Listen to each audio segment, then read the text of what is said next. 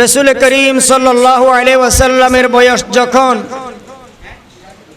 43 বছর, অনেক মুফাসসিরিনে কেরামগণ বলেছেন 43 বছরের ঊর্ধ্বে, অনেকে বলেছেন 43 বছরের আগে। এতটুকু যখন বয়স তখন মেরাজ শরীফ গঠিত হয়। রজব মাসে মেরাজ হয়েছে। অধিকাংশ মুফাসসিরিনে কেরামগণ বলেন রজব মাসের 27 তারিখ দিবাগত রাতে মেরাজ হয়েছে।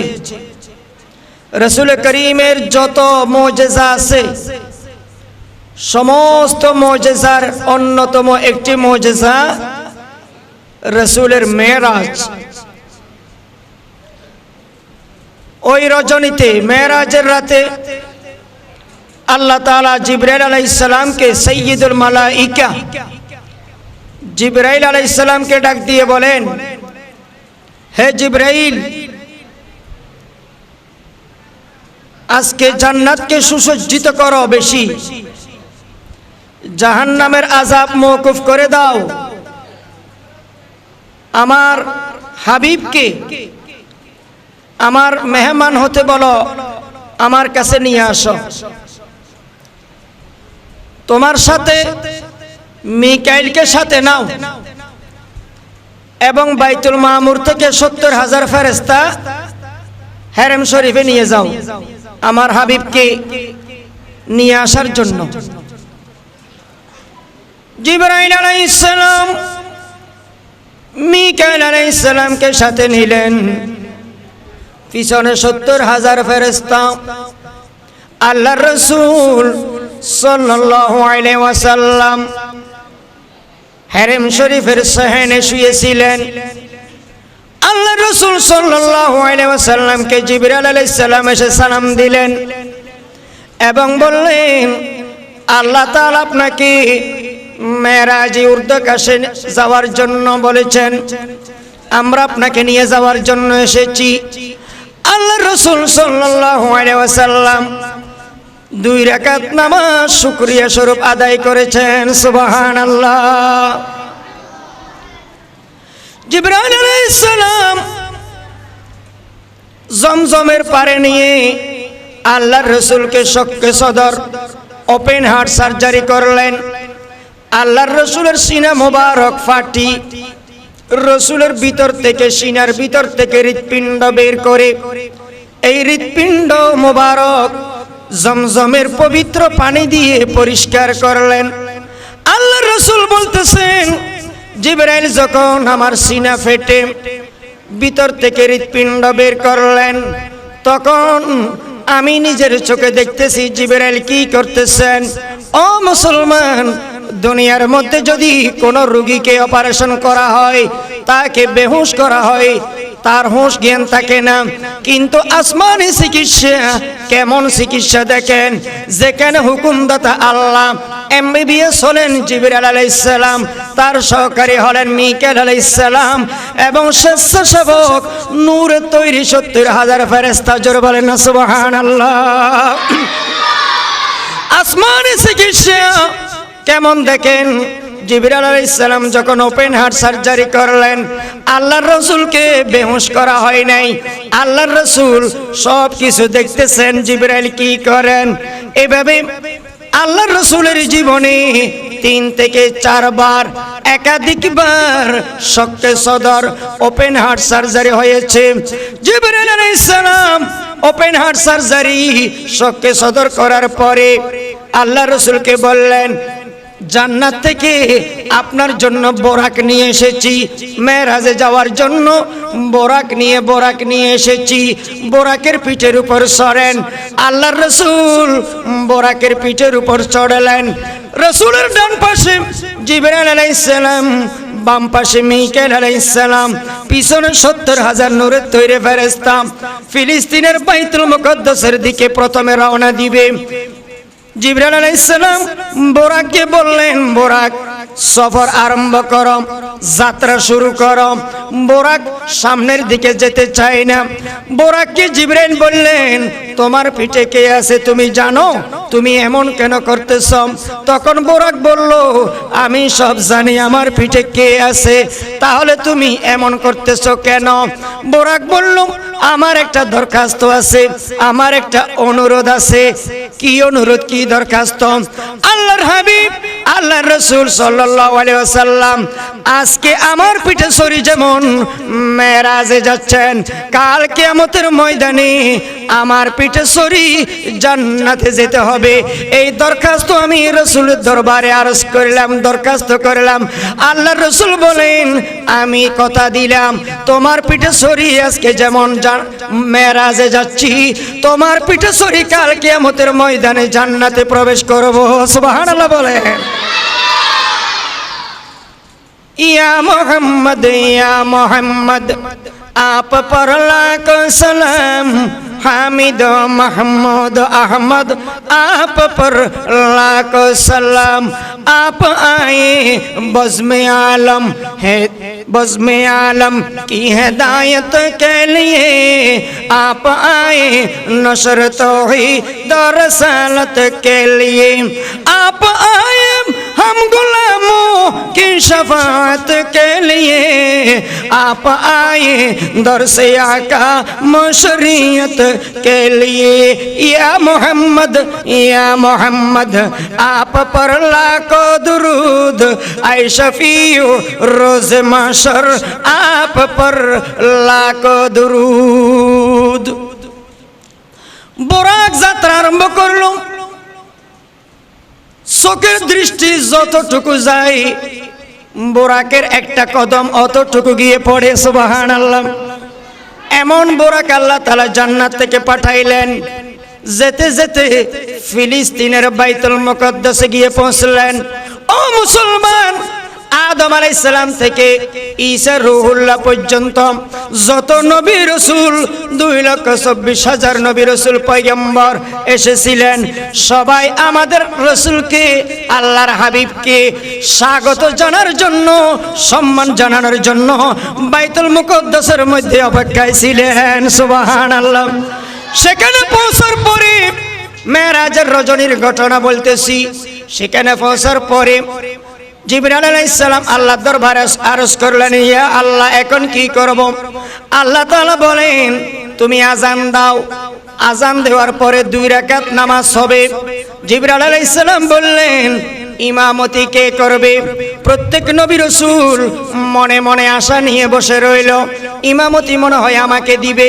পৃথিবীর মধ্যে সর্বশ্রেষ্ঠ জামাত, এমন জামাত আর কোনোদিন কোনো রাতে হয় নাই।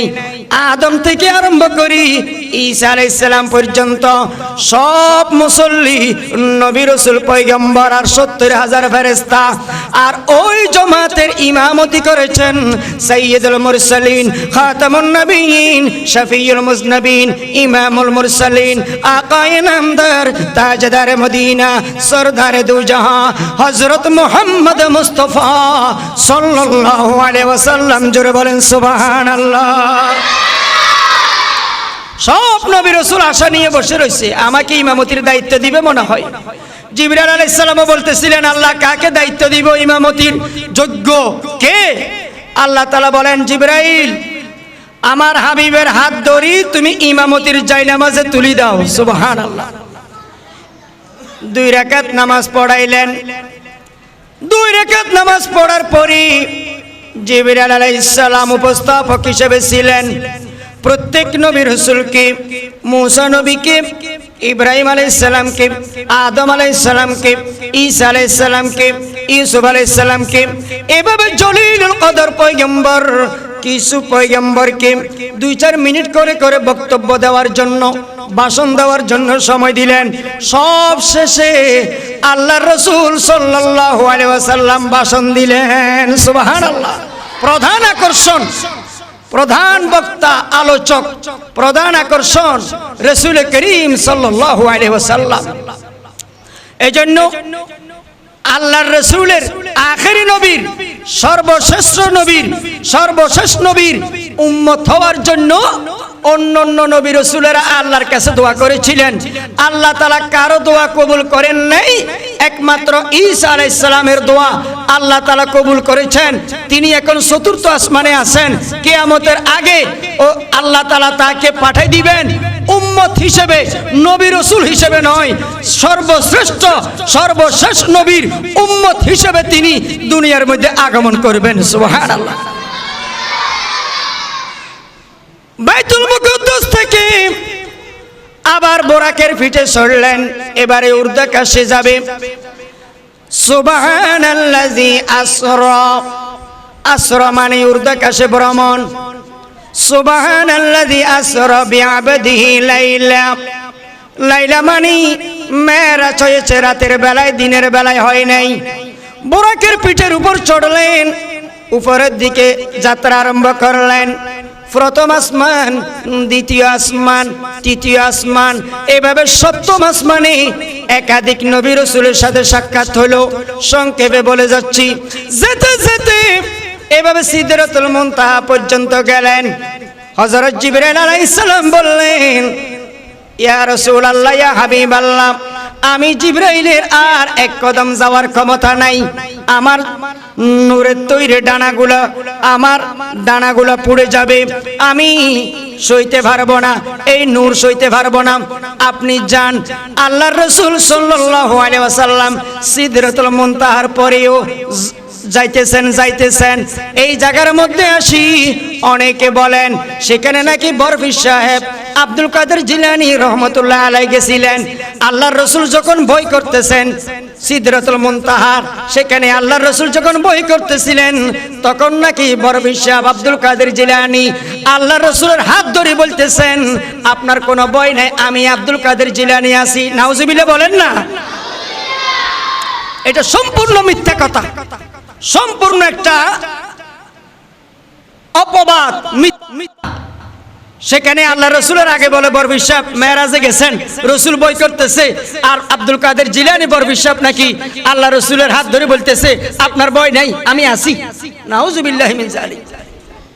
ও মুসলমান, আল্লাহ রাসূল সাল্লাল্লাহু আলাইহি ওয়াসাল্লাম 7 আসমান ভ্রমণ করেছেন, 8টা জান্নাত ভ্রমণ করেছেন। 7টা আসমান, 8টা জান্নাত, 7 আর 8 কত হইল? 15। সিদরাতুল মুনতাহা আরেকটা জগৎ 16, আরশ আজিম আরেকটা জগৎ 17। এভাবে 17টা জগৎ ভ্রমণ করার কারণে 5 ওয়াক্ত নামাজের মধ্যে আল্লাহ তাআলা 17 রাকাত ফরজ করে দিয়েছেন। সুবহানাল্লাহ বলেন। ফজরের সময় 2 রাকাত, যোহরের সময় 4 রাকাত, আসরের সময় 4 রাকাত ফরজ, মাগরিবের সময় 3 রাকাত ফরজ, এশারের সময় 4 রাকাত ফরজ। 17টা জগৎ মেরাজের রাতে ভ্রমণ করার কারণে আল্লাহ তাআলা 5 ওয়াক্ত নামাজের মধ্যে রাতে দিনে 17 রাকাত আমাদের উপর ফরজ করেছেন। সুবহানাল্লাহ। আল্লাহ তাআলা বলতেছেন, আমার হাবিব আমার জন্য কি আনছো, কি আনছো আমার জন্য? আল্লাহ রাসূল বলেন, আল্লাহ তাআলা কি আপেল আঙ্গুর খাবে? আল্লাহ তাআলা কাঁঠাল মালটা এগুলো চায়? তো কি নিতো আল্লাহর জন্য? আল্লাহ রাসূল বলেন, ইয়া আল্লাহ, আমার উম্মতের যত প্রশংসা আপনার জন্য, যত ইবাদত, যত আমল, আপনার যা প্রশংসা করে আমার উম্মতেরা, সমস্ত ইবাদত, প্রশংসা, আমল আজকে আপনার জন্য হাদিয়া আনলাম। সুবহানাল্লাহ। আল্লাহ তাআলা, আল্লাহর রাসূল আল্লাহ তাআলাকে বলেন, আত-তাহিয়াতু লিল্লাহি ওয়াস সালাওয়াতু ওয়াত তাইয়্যিবাতু, সমস্ত প্রশংসা, সমস্ত ইবাদত, সমস্ত কিছু আজকে আল্লাহর জন্য হাদিয়া আনলাম।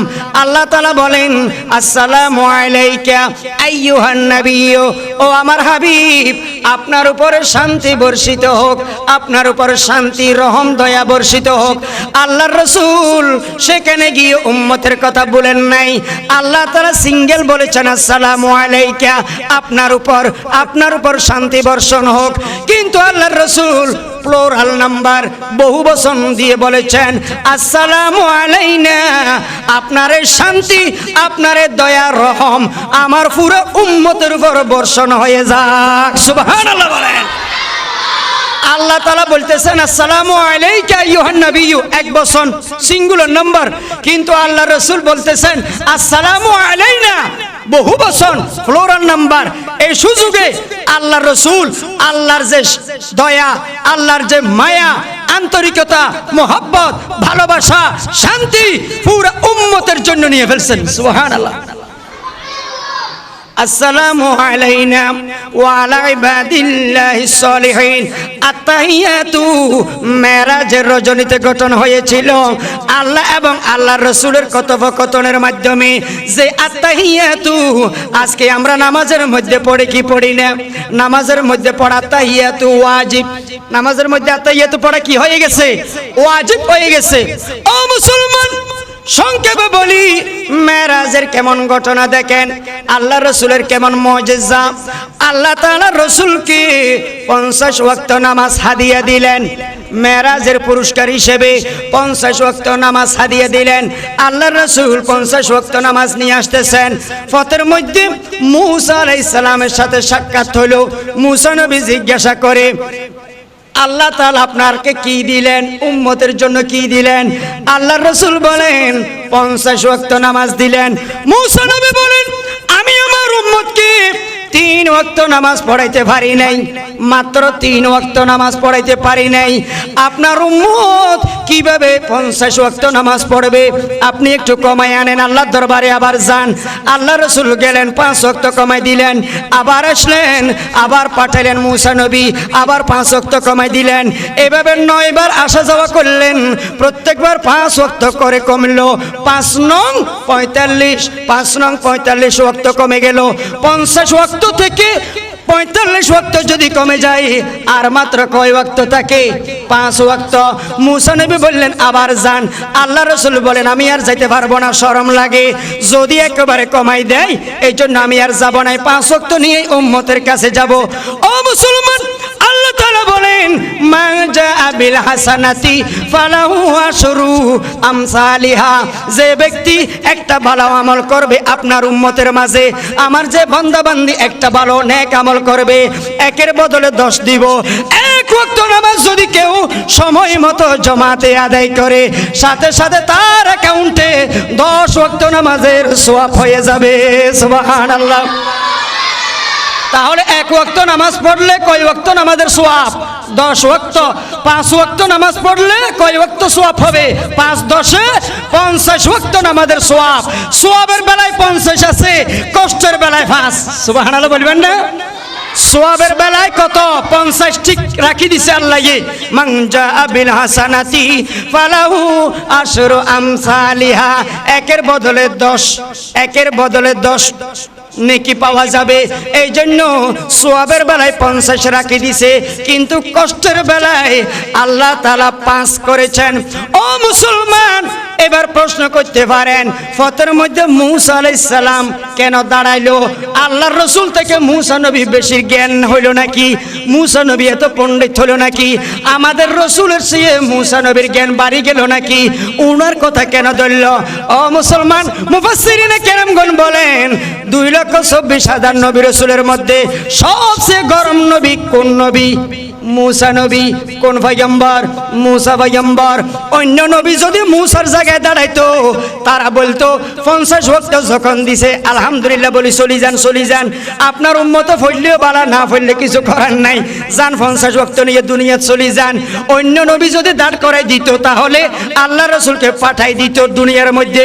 মূসা নবী এমন নবী, আল্লাহ তাআলা সিস্টেম করি, আল্লাহ তাআলা পদ্ধতি করি, গরম নবী মূসা নবীকে রাস্তার মধ্যে, পথের মধ্যে, আসমানে দাঁড় করে দিয়েছেন। সুবহানাল্লাহ। এটা আল্লাহর কারিশমা, কুদরত। অন্য নবী দাঁড় করে নাই, মূসা নবী খুব গরম নবী। উনি যতবার দেখা হবে ততবার আমি আল্লাহর কাছে আমার হাবিবকে পাঠাবে, ব্যাগ পাঠাবে, ওইদিকে যাইতে দিবে না, জমিনের দিকে, আমার দিকে বারবার পাঠাবে। আর আমি যতবার আমার হাবিবকে মূসাকে পাঠাবে, ততবার আমি ডাইরেক্ট আমার হাবিবের সাথে কথা বলবো। সুবহানাল্লাহ। এটা আল্লাহ তাআলার ভালো লাগে, মহব্বত লাগে। এই জন্য একটা আল্লাহ সিস্টেম করেছেন, এটা কুদরত। এখন আর একটা প্রশ্ন পড়তে পারে যে হারাম শরীফ থেকে ডাইরেক্ট আসমানে কেন তুলে নাই, বাইতুল মুকদ্দাসে কেন নিয়ে গেল? আল্লাহ তাআলার আয়াত থেকে, কোরআন থেকে বোঝা যায়, সুবহানাল্লাযী আসরা বিআবদিহি লাইলা মিনাল মসজিদিল হারামি ইলাল মসজিদিল আকসা। হারাম শরীফ থেকে ফিলিস্তিনের মসজিদুল আকসা পর্যন্ত মেরাজ কেন হলো? এরপরে উর্দাকাশে কেন হলো? ডাইরেক্ট হারাম শরীফ থেকে উর্দাকাশে কেন নিয়ে গেল না? ফিলিস্তিন কেন নিয়ে আসলো সৌদি আরব থেকে? মুফাসসিরিনে কেরামগণ বলতেছেন, মেরাজের ঘটনার পরের দিন আল্লাহ রাসূল যখন মেরাজের ঘটনা বর্ণনা করবেন, তখন কিছু কাফের টিটকারি করবেন, মস্কারি করবেন, বলবেন বিমানের যুগ নাই, রকেটের যুগ নাই, কিচ্ছু নাই।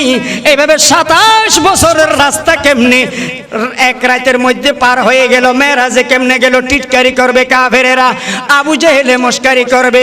আল্লাহ রাসূল মেরাজের পরের দিন যখন ঘটনা বললেন, খুলে বললেন, তখন কিছু কাফেরেরা বলতেছে, আপনি যে মেরাজে গেলেন কেমনে গেলেন? কয় আমি হারাম শরীফ থেকে বাইতুল মুকদ্দাসে গেলাম। কোথায়? ফিলিস্তিনের বাইতুল মুকদ্দাস।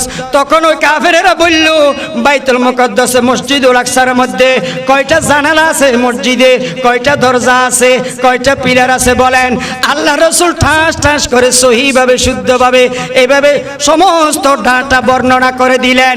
এবার কাফেরেরা বলল, আল্লাহর কসম, আল্লাহর কসম, তোমাদের খোদার কসম, তুমি সত্যবাদী নবী, তুমি দয়ার নবী, তুমি সত্য নবী, তোমার মেরাজ সত্য, তোমার হাতটা দাও, কলেমা পড়ে মুসলমান হয়ে যাব। সুবহানাল্লাহ। এই জন্য হারাম শরীফ থেকে মসজিদুল আকসা নিছেন, কারণ কিছু কাফের আছে সৌদি আরবের, কিছু কাফের ছিল, এরা সৌদি আরব থেকে ফিলিস্তিন মসজিদুল আকসা সফর করেছিল, ভ্রমণ করেছিল। আল্লাহ রাসূল যখন এগুলো বর্ণনা করতেছেন, তখন এরা বলতেছেন, এই উপরের গুলো তো আমরা জানি না, মেরাজে আসমানের দিকে এগুলো তো আমরা জানি না, কিন্তু ফিলিস্তিনের বাইতুল মুকদ্দাসের যে তথ্য উনি দিচ্ছে এগুলো সত্য। আমরা গেছিলাম বাইতুল মুকদ্দাসে, উনি সত্য কথা বলতেছেন। এরা মুসলমান হয়ে গেছে। আর কিছু কাফের দুষ্ট, এরা বলতেছে মোহাম্মদ জাদুকর, মোহাম্মদ মিথ্যা কথা বলতেছে, মেরাজ মিথ্যা। এই 27 বছরের রাস্তা রাতের অল্প সময়ের মধ্যে কিভাবে সম্ভব? কিছু কাফের টিটকারি করি, মস্কারি করি ধ্বংস হয়ে গেছে। জোরে বলেন না নাউজুবিল্লাহ। সবে মেরাজ, সবে মেরাজে আমাদের করণীয় কি, দায়িত্ব কি?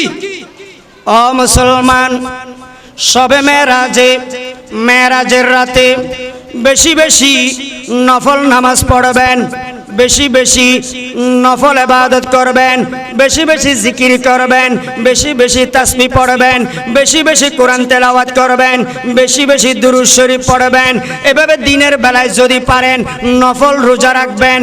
অনেক আছে মেরাজের নামাজ পড়ে, মেরাজের নামাজ নাই। কোরআন হাদিসে কিতাবের মধ্যে মেরাজের নির্দিষ্ট কোনো নামাজ নাই, নির্দিষ্ট সূরারও কোনো নামাজ নাই। অনেক মা বোনেরা আছে, অনেক ভাই বোনেরা আছে, আমি কিবলামুখী হয়ে মেরাজের নামাজ পড়তেছি, এরকম কোনো নামাজ নাই। মেরাজের নামাজ আছে নাকি? আপনি সলাতুত তাসবিহ পড়েন, আপনি সলাতুল হাজত পড়েন, সলাতুত তাহাজ্জুদ পড়েন, সলাতুত তওবা পড়েন, বিভিন্ন রকমের নফল নামাজ আছে, আপনি এগুলো পড়েন। মেরাজের নির্দিষ্ট কোনো নামাজ নাই। আবার অনেকে আছে ফাতিহা দেয়, ফাতিহা এই সকাল বেলায় থেকে আরম্ভ করি, সকাল থেকে আরম্ভ করি রুটি হালুয়া বানায়, রুটি হালুয়া বানায়, ফাঁকায় গোস্ত বিরিয়ানি পোলাও করে, এগুলো করি। এই হুজুর আসবে, ফাতিহা দিবে, এগুলো উদ্বোধন করবে, তারপরে সবাই খাবে। সকাল থেকে ছোট ছোট বাচ্চারা কান্নাকাটি করে, বাচ্চাদেরকে এক টুকরো দেয় না, বাচ্চাদেরকে খাবার দেয় না। ওই হুজুর আসি ফাতিহা করাইলি তারপরে পাবে, তারপরে খাইতে পাবে, এর আগে খাওয়াটা বলে হারাম। জোরে বলেন না নাউজুবিল্লাহ। এগুলো কুসংস্কার, এগুলো বেদাত। বেদাত আমাদের বর্জন করতে হবে। কোরআন হাদিসের আলোকে আমাদের মেরাজ পালন করতে হবে। আল্লাহ তাআলা আমাদেরকে কোরআন হাদিসের আলোকে মেরাজ পালন করার তৌফিক দান করুন, আমিন। আরেকটা দোয়া বলি, আরেকটা দোয়া আপনাদেরকে শিখাই দিই।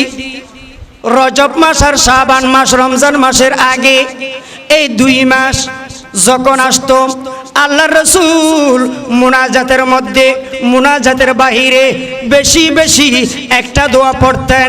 সবাই পড়েন, আল্লাহুম্মা বারিক লানা ফি রজব ওয়া শাবান ওয়া বাল্লিগনা রমাদান। এর অর্থ কি? আল্লাহুম্মা, এ আল্লাহ, বারিক লানা ফি রজব ওয়া শাবান, ও আল্লাহ বরকত দান করেন, বারিক লানা আমাদেরকে বরকত দান করেন, ফি রজব ওয়া শাবান রজব মাসে আর শাবান মাসে এই 2 মাসে বেশি বেশি বরকত দান করেন, ওয়া বাল্লিগনা রমাদান, এবং আমাদের হায়াত রমজান মাস পর্যন্ত বৃদ্ধি করে দেন। আল্লাহ তাআলা আমাদেরকে এই দোয়া বেশি বেশি পাঠ করার তৌফিক দান করুন। জোরে বলেন আমিন। তাহলে এই রজব মাস আর শাবান মাসে এই 2 মাসে আমরা বেশি বেশি এই দোয়া পাঠ করব, নফল ইবাদত করব, নফল নামাজ পড়ব, 5 ওয়াক্ত নামাজ পড়বই। এই মেরাজের আয়াতের মধ্যে আল্লাহ তাআলা সুবহানা শব্দ দিয়ে কেন শুরু করলেন? মেরাজের আয়াতে সুবহানাল্লাযী আসরা বিআবদিহি লাইলা, সুবহানা মানি, সুবহানা অর্থ পবিত্র, অর্থাৎ নাস্তিক, কমিউনিস্ট, কাফেরেরা, নাস্তিকেরা অনেকে টিটকারি মস্কারি করবে। তারা বলবে বিমানের যুগ নাই, রকেটের যুগ ছিল না, তাহলে এই নিশিরাতে অল্প সময়ের মধ্যে কেমনে মেরাজ হলো, 27 বছরের রাস্তা কেমনে পার হইলো, কেমনে আসলো? এই জন্য আল্লাহ তাআলা বলেন সুবহানা, তোমরা যেগুলো প্রশ্ন করতেছো, সন্দেহ করতেছো, এই প্রশ্ন সন্দেহ থেকে আমি পবিত্র, আমি রাসূল পবিত্র, মেরাজ শরীফ সত্য। সুবহানাল্লাহ। আসরা, এরপরে শব্দ কি? আসরা, সুবহানাল্লাযী আসরা। 15 নম্বর পারায় সূরা বনি ইসরাইলের 1 নম্বর আয়াত, মেরাজের আয়াত, সুবহানাল্লাযী আসরা। আসরা মানে ঊর্ধ্বাকাশ, আসরা মানে কি? ঊর্ধ্ব, উপরের দিকে ভ্রমণ, নিচের দিকে নয়। মূসা আলাইহিস সালামের মেরাজ হয়েছিল তুর পাহাড়ে, কিন্তু আমাদের রাসূলের মেরাজ হয়েছে কোন দিকে? আকাশের দিকে, আসমানের দিকে। আসরা বিআবদিহি, এরপরে শব্দে আল্লাহ তাআলা বলতেছেন সুবহানাল্লাযী আসরা বিআবদিহি। বিআবদিহি কেন বললেন? বিনবিহি, বিরাসূলিহি এগুলো বলেন নাই, বিমুহাম্মাদিহি এরকম বলে নাই। বিআবদিহি কেন বললেন? কারণ ঈসা আলাইহিস সালামকে আল্লাহ তাআলা উপরে নিয়ে গেছেন আসমানে। এই জন্য খ্রিস্টানেরা, নাসারারা বলতেছে ঈসা আল্লাহর পুত্র। জোরে বলেন না নাউজুবিল্লাহ। ওয়াকালাতিল ইয়াহুদু উযাইরুন ইবনুল্লাহ ওয়া ক্বালাতিন নাসারা মাসীহু ইবনুল্লাহ। ইহুদিরা বলে উযাইর আলাইহিস সালাম নাকি আল্লাহর সন্তান, ঈসা, নাসারারা, খ্রিস্টানেরা বলে ঈসা নবী নাকি আল্লাহর সন্তান। নাউজুবিল্লাহ। এই জন্য আল্লাহ তাআলা বলতেছেন বিআবদিহি, সুবহানাল্লাযী আসরা বিআবদিহি। উনি আমার পুত্র নয়, উনি আমার মুহাম্মদ আমার পুত্র নয়, সন্তান নয়, উনি আমার গোলাম। আল্লাহ তাআলা রাসূলকে জিজ্ঞাসা করলেন, আপনাকে এত সম্মানী আমি কেন বানাইলাম, এত মহব্বত কেন করি? তখন আল্লাহ রাসূল বলতেছেন, আমি আপনার গোলাম যে, এই জন্য। সুবহানাল্লাহ। আব্দুল মানি বান্দা, আব্দুল মানি গোলাম, বিআবদিহি। এরপরে বলতেছেন লাইলা, লাইলা মানি রাত, রাত, পুরা রাতের মধ্যে মেরাজ হয় নাই, রাতের একটা অংশের মধ্যে মেরাজ হয়েছে। মিনাল মসজিদিল হারামি ইলাল মসজিদিল আকসা, হারাম শরীফ থেকে মসজিদে আকসা পর্যন্ত প্রথম ভ্রমণ। দ্বিতীয় ভ্রমণ হচ্ছে আসমানের দিকে, আরশের দিকে। সুবহানাল্লাহ।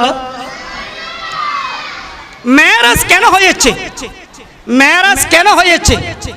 আল্লাহর রাসূলের সম্মান, আল্লাহর হাবিবের ইজ্জত, রাসূলের প্রতি আল্লাহর যে মহব্বত প্রকাশ হওয়ার জন্য, এবং নামাজ, অন্যান্য ইবাদত জমিনে ফরজ হয়েছে, কিন্তু মেরাজ, নামাজ জমিনে ফরজ হয় নাই। নামাজ ফরজ হয়েছে কোথায়? আসমানে। অন্যান্য ইবাদত, হজ, যাকাত, কোরআন তেলাওয়াত, জিকির, তাসবিহ, এই যত ইবাদত আছে কোরবানি করা, সমস্ত ইবাদত, রোজা রাখা জমিনে ফরজ হয়েছে। নামাজ ফরজ হয়েছে জমিনে না আসমানে? আসমানে, মেরাজে। এই জন্য মেরাজ হয়েছে। আল্লাহ রাসূলের সম্মান বুঝার জন্য মেরাজ হয়েছে, ঈমানের পরীক্ষার জন্য মেরাজ হয়েছে। আবু বকর রাদিয়াল্লাহু তাআলা আনহুকে অনেকে জিজ্ঞাসা করলেন যে তোমাদের নবী আব্দুল্লাহর ছেলে মুহাম্মদ নাকি এই রাতের বেলায় মেরাজে গেছে? আবু বকর বলতেছেন যে মুহাম্মদ সাল্লাল্লাহু আলাইহি সাল্লাম যা বলে তাই সত্য। সুবহানাল্লাহ বলে মেরাজ সত্য। তাহলে মেরাজ মুসা নবীর মতো জমিনে না হয়ে, তুর পাহাড়ে না হয়ে আসমানে কেন? ও মুসলমান, জমিনে আসমানের সাথে অহংকার করে। জমিন বলতেছে ও আসমান দেখো, আকাশ দেখো, দেখো আল্লাহর হাবিব আমার উপরে সিজদা দেয়, আমার উপরে নামাজ পড়ে, আমার উপরে ঘুমায়, আমার উপরে জীবন যাপন করতেছে। ও আসমান, তুমি তো বঞ্চিত হয়ে গেলাম, আমি জমিন ধন্য ধন্য। এবার আসমানে আল্লাহ দরবারে দরখাস্ত করে, ইয়া আল্লাহ, জমিন আমার সাথে কি গৌরব অহংকার করতেছে দেখেন, আপনার হাবিবকে একটু আমার বুকে নিয়ে আসেন, আমাকে একটু ধন্য করেন। এইদিকে আসমানের কিছু ফেরেশতা আছে, তারা বলতেছে ইয়া আল্লাহ, জমিনের মধ্যে আমাদের ডিউটি নাই, জমিনের ফেরেশতারা আমাদের সাথে অহংকার করে, গৌরব করে, আমরা তো আসমানের ডিউটি, আসমানে থাকতে হয়, জমিনে যাইতে পারি না, আপনার হাবিবকে একটু আমাদের কাছে নিয়ে আসেন। আসমানের দরখাস্ত, জমিনের দরখাস্ত আল্লাহ তাআলা কবুল করলেন। আল্লাহ তাআলা জমিনকে আর আসমানকে বলতেছেন মনে কষ্ট নিও না, মনে ক্ষুণ্ণ করিও না। আসমানকে বললেন, ফেরেশতাদেরকে বললেন মন ক্ষুণ্ণ করিও না, মনে কষ্ট নিও না। মুসা নবীর মেরাজ হয়েছিল জমিনে তুর পাহাড়ে, আর আমার হাবিবের মেরাজ হবে আকাশে। যেই দিন মেরাজ আকাশে আসবে ওই দিন তোমরা প্রাণ ভরে দেখিও। সুবহানাল্লাহ। মেরাজে যখন আল্লাহ রাসূল আল্লাহর হাবিব গেলেন, তখন আকাশ জমিনের সাথে বলতেছে দেখো, মেরাজ কি তোমার জমিনে হয়েছে নাকি আমার আসমানে আকাশে মধ্যে হয়েছে? আজকে দেখো, আজকে তুমি বুঝো। আসমানের ফেরেশতারা বলতেছেন এ জমিনের ফেরেশতারা তোমরা কোথায়? দেখো আমাদের দরখাস্ত আল্লাহ তাআলা কবুল করেছেন। আচ্ছা, মেরাজ রাতে কেন হইল, দিনে হয় না কেন? অনেকে প্রশ্ন করে রাতে কেন? কারণ পূর্ণিমার চাঁদ, সুন্দর চাঁদ, পূর্ণিমার চাঁদ রাতে উঠে নাকি দিনে? রাতে সুন্দর লাগে নাকি দিনে সুন্দর লাগে? আল্লাহ রাসূল সাল্লাল্লাহু আলাইহি ওয়াসাল্লাম পূর্ণিমার চাঁদের চেয়ে সুন্দর, এই জন্য মেরাজ শরীফ দিনে হয় নাই, রাতের বেলায় হয়েছে। সুবহানাল্লাহ বলেন। শুধু তাই নয়, তাই নয়, রাত আল্লাহর দরবারে দরখাস্ত করেছিল, ও আল্লাহ, রাতের বেলায় চুরি বেশি হয়, রাতের বেলায় ডাকাতি বেশি হয়, রাতের বেলায় গুনাহ নাকি বেশি হয়। ও আল্লাহ, দিনে আমার সাথে অহংকার করে, দিনে আমার সাথে গৌরব করে, এই জন্য আপনি একটু আমাকে ধন্য করেন, আমাকে একটু খুশি করেন। আল্লাহ তাআলা বলেন, ও রাত, তোমাকে আমি আধার বানাইছি, ঠিক আছে, এই জন্য মন ক্ষুণ্ণ করিও না। তোমাকে আমি কালো বানাইছি, দিনকে আলো বানাই, তোমাকে কালো বানাইছি, এই জন্য মনে কষ্ট নয়, নয়, নয়। তোমার দরখাস্ত আমি কবুল করলাম। আমার হাবিবের মেরাজ দিনের বেলায় হবে না, আমার হাবিবের মেরাজ হবে রাতের বেলায়। রাতে মেরাজ করি আমি তোমাকে খুশি করে দিব। সুবহানাল্লাহ। তাহলে আল্লাহ রাসূলের মেরাজ জমিনে না হয়ে আসমানে কেন হইল? আল্লাহ রাসূলের মেরাজ দিনে না হয়ে রাতে কেন হইল? সব কিছু বিস্তারিত বললাম।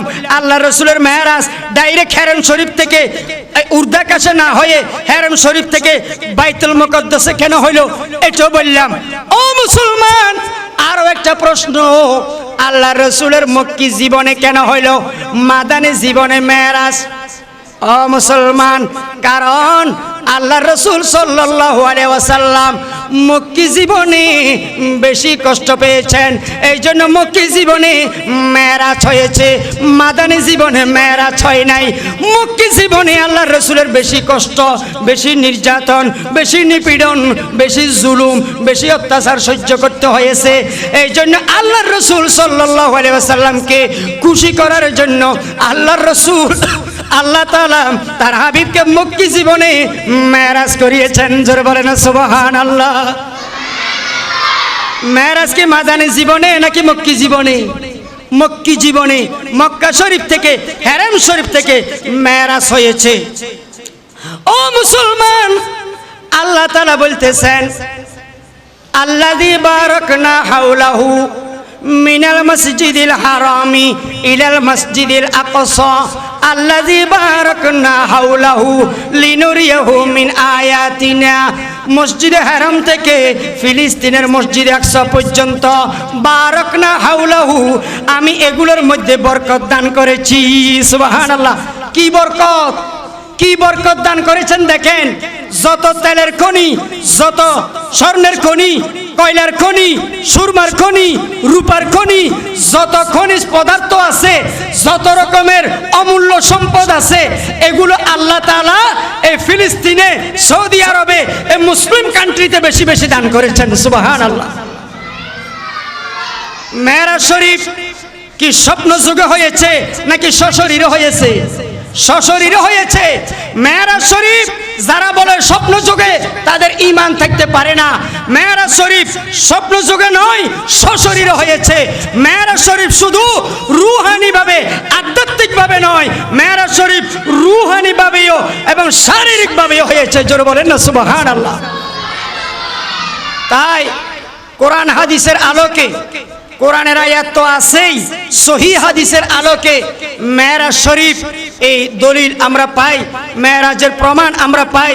তাই মেরাজকে এই অস্বীকার করার, মেরাজ শরীফকে নিয়ে সন্দেহ করার কোনো অবকাশ নাই, কোনো সুযোগ নাই। তাই কোরআন হাদিসের আলোকে আমরা এই মেরাজ পালন করব। বেশি বেশি আমরা এই নফল ইবাদত করব, নফল নামাজ পড়ব, জিকির করব, তাসবিহ পড়ব, আমরা কোরআন তেলাওয়াত করব, দিনের বেলায় নফল রোজা রাখব, বেশি বেশি রাসূলের সারা দুরূদ শরীফ পাঠ করব। এইভাবে আমরা কোরআন হাদিসের আলোকে মেরাজ পালন করব। আল্লাহ তাআলা আমাদের সবাইকে সহিভাবে আমল করার তৌফিক দান করুন। আমিন। ওয়া আখিরু দাওয়ানা আলহামদুলিল্লাহি রাব্বিল আলামিন।